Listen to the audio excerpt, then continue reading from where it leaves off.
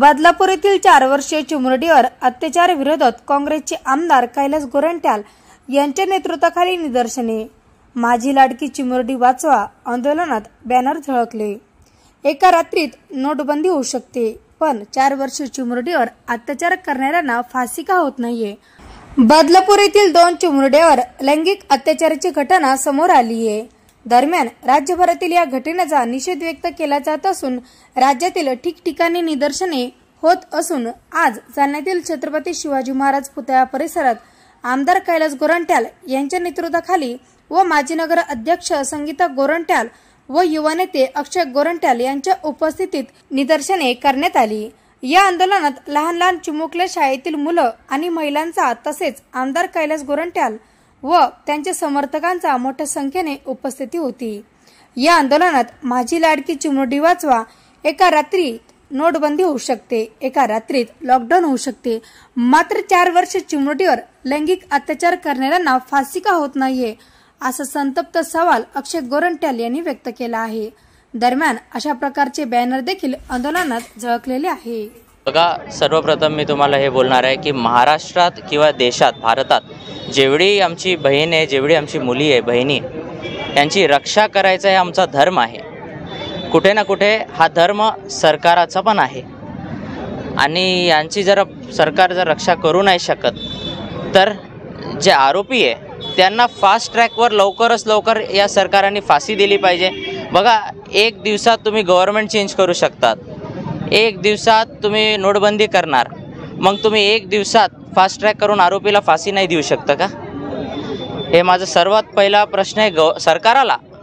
आणि हे जेवढे कुकर्मी लोक आहे यांचा निषेध तर आम्ही करणारच आहे एकदम मोठ्या प्रमाणाने, पण यांना फाशी कसं भेटली पाहिजे त्याच्यावर जास्त जोर देत आहे। आमची जी महिला आहे, आमची जी बहिणी आहे, यांच्या सुरक्षासाठी आम्ही तत्पर उभं राहणार। आणि एक भाऊ म्हणून भारतात जेवढी माझी बहीण आहे, जेवढी माझी आई आहे, जेवढी आमची लहान मुली आहे, यांच्या सुरक्षेसाठी आपण सगळ्यांनी एक प्रण घेतला पाहिजे।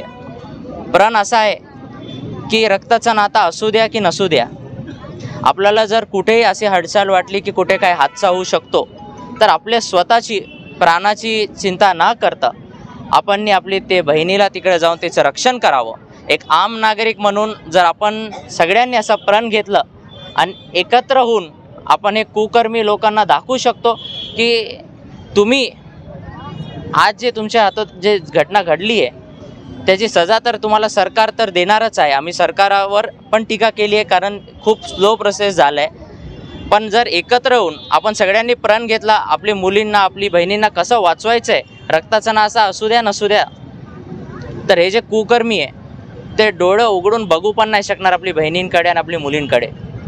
त्यानंतर जे बदलापूरचा जे किस्सा झाला, जे हादसा झाला, अत्यंत वाईट वाटतं हे बोलायला आता तुम्हाला सगळ्यांना, प्रेस मीडियाला।